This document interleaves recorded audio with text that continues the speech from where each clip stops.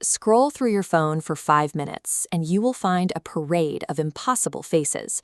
We have grown exhausted by airbrushing and social media filters that replace real skin with an unnatural, plastic visage. This obsession with a filtered reality has a 400-year history.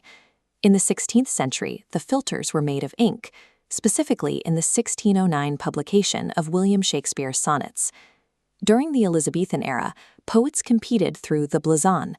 This was a literary exercise where men catalogued a woman's features, using Petrarchan conceits to compare her eyes to the sun and her skin to lilies or snow. These metaphors were fueled by kallogagathia, the belief that a fair or white complexion was a direct reflection of moral goodness and high social rank. To be beautiful was to be good. To be dark or dun was to be viewed with suspicion. This trend forced a choice between physical reality and social value, often driving women to use toxic, lead-based cosmetics to meet the standard. Shakespeare used Sonnet 130 to dismantle the entire system. Sonnet 130 functions as a systematic rejection of the blazon tradition. This blueprint shows the poem's architectural structure.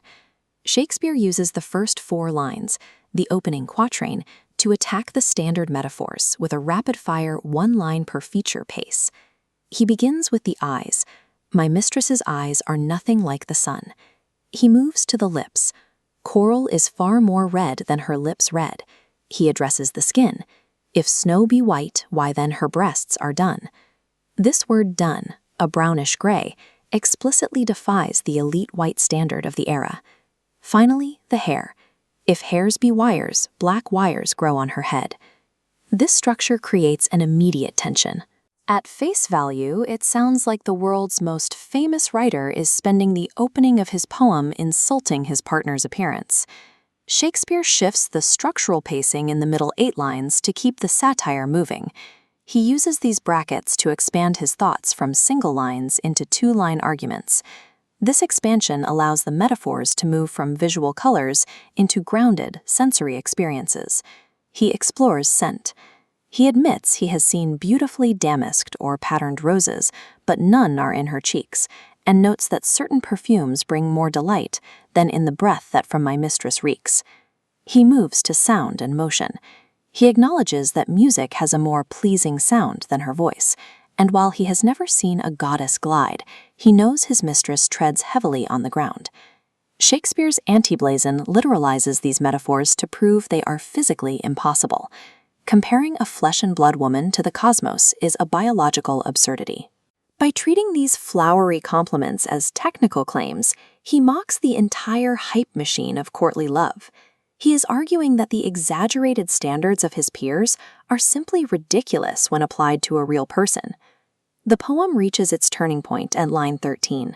This is the volta. The rhyme scheme shifts into a resolving couplet to deliver the structural punchline. And yet, by heaven, I think my love as rare as any she belied with false compare. This phrase, false compare, is the key. Shakespeare argues that poets who rely on hyperbolic metaphors are the ones doing the misrepresenting or belying of women by forcing them into artificial molds. The final couplet recontextualizes the entire poem. It frames the previous 12 lines of insults as a prerequisite for a love rooted in the physical world rather than a poetic lie.